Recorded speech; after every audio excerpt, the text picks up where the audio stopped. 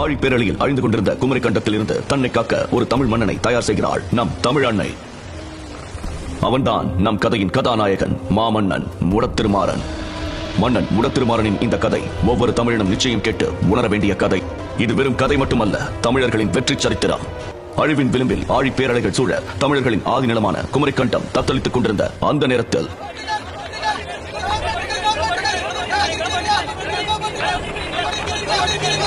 துடுப்பை வேகமாக வலியுங்கள். இரண்டாம் கொடிமரத்தில் இருக்கும் சிறிய பாயை மட்டும் அழித்து விடுங்கள். வேகம் வேகம், ஓய்ந்து போகாமல் துடுப்பை போடுங்கள். தலைமை மாலுமியே, நாம் கரை சேர்ந்து விடுவோமா?